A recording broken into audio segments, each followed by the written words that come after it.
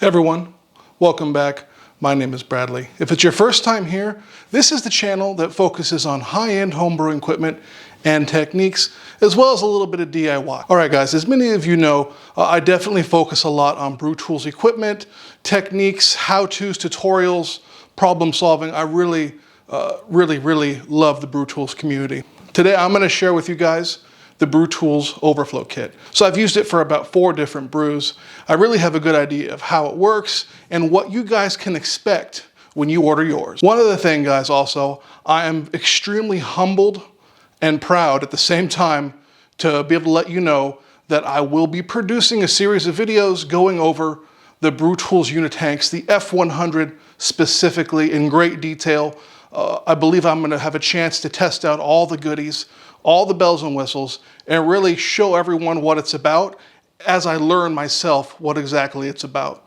So if you guys don't want to miss that, I highly advise you to subscribe and hit the notification button so when those videos drop, you don't miss them, and they'll be before you know it, I promise.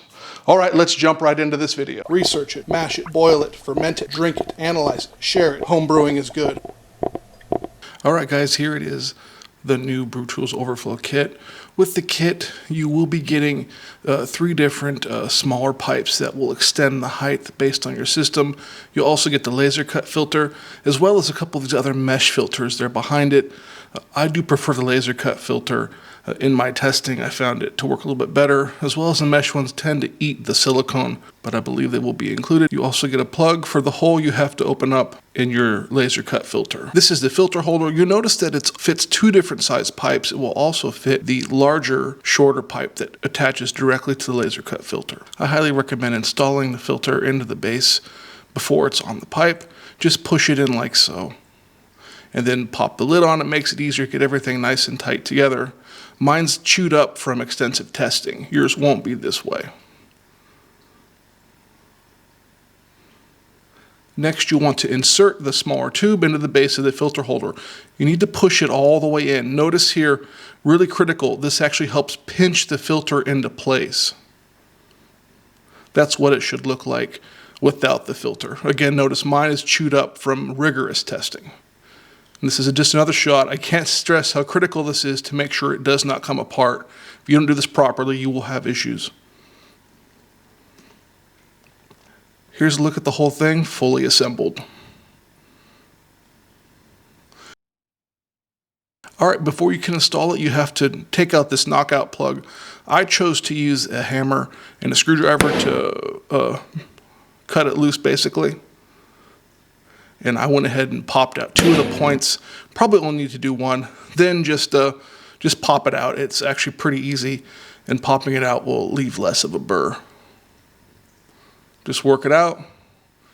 Super simple. This is the plug that comes with it. It's just a regular stainless plug. Nice threads. It has a provision for a wrench. I wouldn't advise using a wrench to get it tight personally. This is the base pipe, we'll call it, the larger pipe. Same thing, you only get 1 nut, so just don't lose track of that nut, otherwise you'll be irritated. This is the whole thing fully assembled, just so you get a look at it. Now I'm doughing in. This is an extremely large grain bill. It was just under 46 pounds of malt in my B80 Pro. It's a ton of grain. Notice I'm stirring it aggressively. Total water was about 14 gallons in the mash, as well as an almost 8-gallon sparge. I really held a lot of water back for the sparge. I figured out of my 4 brews, this is the best one for testing, because this is really a capacity scenario and a failure scenario. I'm definitely outside of the Brewtools recommended operating limits. You can see here the overflow pipe working. Definitely the mash hat stirs up stuff a little bit more, so you can't go crazy with it. It's not magic. This is the mesh screen. This guy has super high flow. If you're having trouble, maybe give this one a chance, because it flows like no other. Here we are recirculating with a manifold. Manifold's a really nice way to control it and also mitigate any sort of grain that's floating around and potentially causing issues. This footage is sped up slightly, but the overflow system works really, really well. Here I am stirring this grain. I did a bunch of stirring. I actually hit 70% efficiency, which I was pretty proud of. And I bump it pretty good.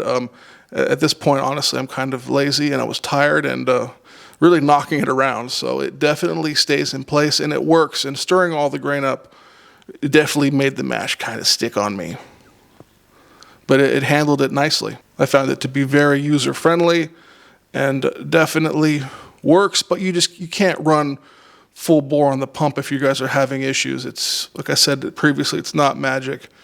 You will have to still use some common sense and moderate the flow, but it will hold it right there where you want it pretty much. If you do have any sort of slowdown, this filter could get clogged too. Just take something and free it if you're watching it. It takes about a second. I just did it once for demonstration purposes. After that, I mashed out. It's time to sparge. You'll definitely want to pull this up before you sparge. It makes it a little difficult. You don't want, fresh water running down there.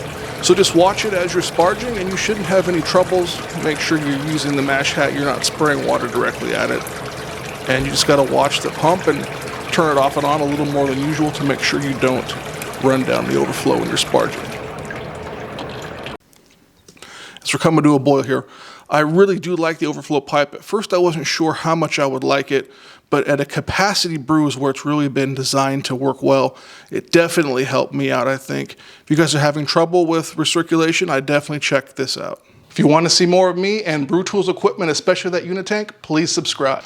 All right, guys, thank you so much for making it to the end of the video. I truly appreciate it. I really appreciate everyone's support, not only in other stuff I've done, but the Brewtools community itself is awesome. There's an awesome Facebook group, the Brewtools Users Facebook group. I highly advise if you guys have any questions or comments or concerns, there's a ton of people in there that are more experienced than me and better brewers than me that are happy to help.